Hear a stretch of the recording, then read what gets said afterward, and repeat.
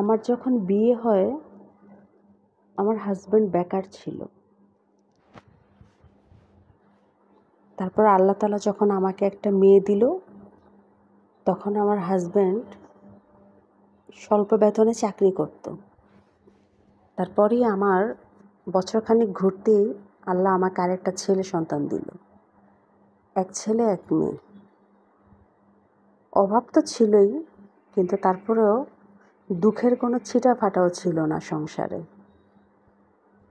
আজকে ডিমগুলো যখন ভাজতেছি তখন আমার মনে হলো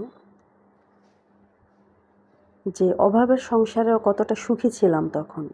2টা ডিমকে 4 ভাগ করে 4 জন মানুষ আলু দিয়ে এভাবে ভুনা করে ডিম ভুনা করতাম।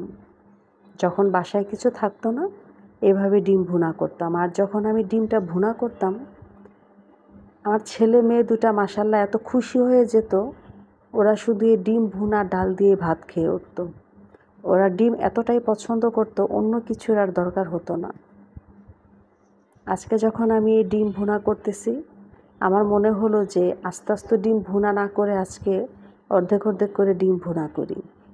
সেই অতীতের ঘটনা আমার অনেক মনে পড়লো, আর চোখে জল চলে আসলো যে আমার ছেলে মেয়ে 2টা মাশাআল্লাহ কত লক্ষ্মী ছিল, যে অল্পতেই তারা অনেক খুশি হয়ে যেত। বড় বড় আবদার বায়না তখন তারা বুঝতো না। এখন দিন পাল্টে গেছে। এখন তো আমার হাজব্যান্ড মাশাআল্লাহ ওনার নিজের প্রতিষ্ঠান। এখন তো আস্ত ডিম চাইলেই খেতে পারি। কিন্তু সেই সুখটা কিন্তু আর হয় না। দিন যত যাচ্ছে বদলে যাচ্ছে সব কিছু। আগের মতো সেই ফিলটা আর কিন্তু পাই না। এজন্য আজকে আস্ত ডিমগুলোকে আমি 2 ভাগ করে ভুনা করলাম। আলু দিয়ে সেম আগের মতোই, যে দেখি আগের স্বাদ, আগের সুখ, আগের সেই তৃপ্তিটা হয় কি না, কিন্তু আসলেই হয় না। যা যায় তা কখনো ফেরত আসে না।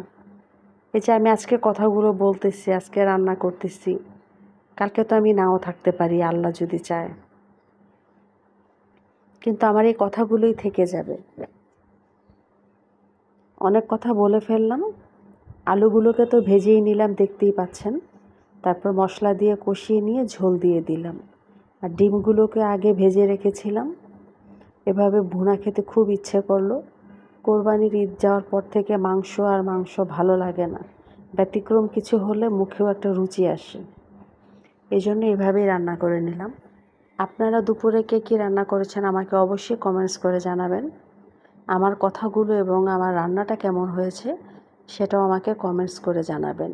আমি সবসময় যে কোনো তরকারিতে যদি তেজপাতা দিই, রান্নার লাস্ট সময়ে এসে আমি তেজপাতাটাকে তুলে নিই, কারণ তেজপাতার গন্ধে কিন্তু তরকারির অন্যরকম ফ্লেভার চলে আসে, খেতেও ভালো লাগে না। যার জন্য আমি তেজপাতাটা উঠিয়ে নিই। তো এখন আমি জিরা দিয়ে দিচ্ছি। কথা বলতে বলতে আমার রান্নাটাও হয়ে গেছে। তো আজ এই পর্যন্তই। সবাই ভালো থাকেন। আল্লাহ হাফেজ।